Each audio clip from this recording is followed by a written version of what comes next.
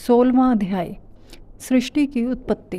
ब्रह्मा जी बोले, नारद, शब्द आदि पंचभूतों द्वारा पंचकरण करके उनके स्थूल आकाश, वायु, अग्नि, जल और पृथ्वी, पर्वत, समुद्र, वृक्ष और कला आदि से युगों और कालों की मैंने रचना की तथा और भी कई पदार्थ मैंने बनाए।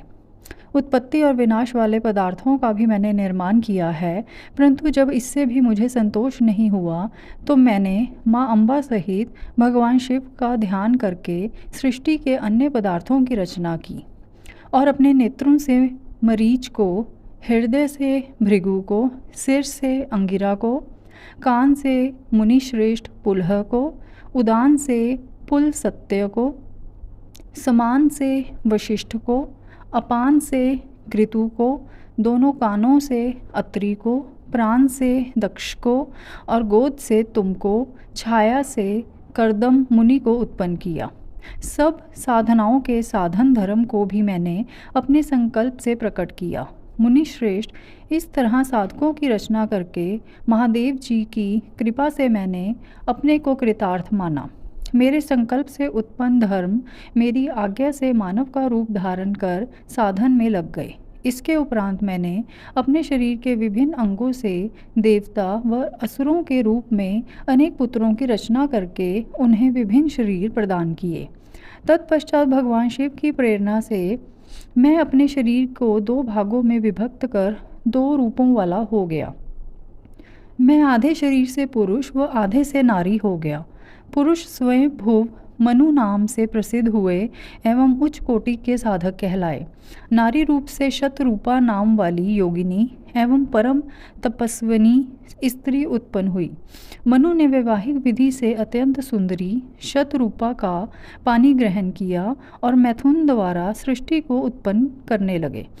उन्होंने शतरूपा से प्रिय व्रत और उत्तानपाद नामक 2 पुत्र तथा आकुति, देवहूति और प्रसूति नामक 3 पुत्रियां प्राप्त की।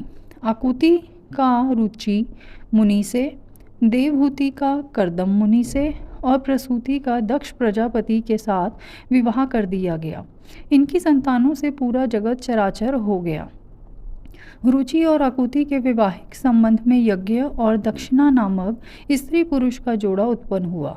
यज्ञ की दक्षिणा से 12 पुत्र हुए। मुने कर्दम और देवहूति के संबंध से बहुत सी पुत्रियां पैदा हुईं। दक्ष और प्रसूति से 24 कन्याएं हुईं। दक्ष ने 13 कन्याओं का विवाह धर्म से कर दिया। ये 13 कन्याएं श्रद्धा, लक्ष्मी, धृति, तुष्टि, पुष्टि, मेधा, क्रिया, बुद्धि, लज्जा, वसु, शांति, सिद्धि और कीर्ति हैं। अन्य 11 कन्याओं ख्याति, सती, संभूति, समृति, प्रीति, क्षमा, सन्नति, अनसूया, ऊर्जा, स्वाहा और स्वधा का विवाह भृगु, शिव, मरीचि, अंगिरा, पुल सत्य, पुलह, क्रतु, अत्रि, वशिष्ठ, अग्नि और पितर नामक मुनियों से संपन्न हुआ। इनकी संतानों से पूरा त्रिलोक भर गया। अंबिकापति महादेव जी की आज्ञा से बहुत से प्राणी श्रेष्ठ मुनियों के रूप में उत्पन्न हुए। कल्प भेद से दक्ष की 60 कन्याएं हुईं। उनमें से 10 कन्याओं का विवाह धर्म से, 27 का चंद्रमा से, 13 कन्याओं का विवाह कश्यप ऋषि से संपन्न हुआ। नारद, उन्होंने 4 कन्याएं अरिष्ट नेमि को ब्याह दी।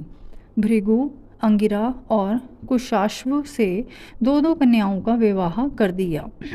कश्यप ऋषि की संतानों से संपूर्ण त्रिलोक आलोकित है। देवता, ऋषि, दैत्य, वृक्ष, पक्षी, पर्वत और लताएं आदि कश्यप पत्नियों से पैदा हुए हैं। इस तरह भगवान शंकर की आज्ञा से ब्रह्मा जी ने पूरी सृष्टि की रचना की। सर्वव्यापी शिवजी द्वारा तपस्या के लिए प्रकट देवी, जिन्हें रुद्रदेव ने त्रिशूल के अग्रभाग पर रखकर उनकी रक्षा की, वे सती देवी ही दक्ष से प्रकट हुई थीं। उन्होंने भक्तों का उद्धार करने के लिए अनेक लीलाएं की। इस प्रकार देवी शिवा ही सती के रूप में भगवान शंकर की अर्धांगिनी बनी। परंतु अपने पिता के यज्ञ में अपने पति का अपमान देखकर उन्होंने अपने शरीर को यज्ञ की अग्नि में भस्म कर दिया। देवताओं की प्रार्थना पर ही वे माँ सती पार्वती के रूप में प्रकट हुईं और कठिन तपस्या करके उन्होंने पुनः भगवान भोलेनाथ को प्राप्त कर लिया। वे इस संसार में कालिका, चंडिका, भद्रा, चामुंडा, विजया, जया, जयंती, भद्रकाली, दुर्गा, भगवती, कामाख्या, कामदा, अम्बा, मृडानी और सर्वमंगला आदि अनेक नामों से पूजी जाती हैं। देवी के ये नाम भोग और मोक्ष को देने वाले हैं। मुनि नारद, इस प्रकार मैंने तुम्हें सृष्टि की उत्पत्ति की कथा सुनाई है। पूरा ब्रह्मांड भगवान शिव की आज्ञा से मेरे द्वारा रचा गया है।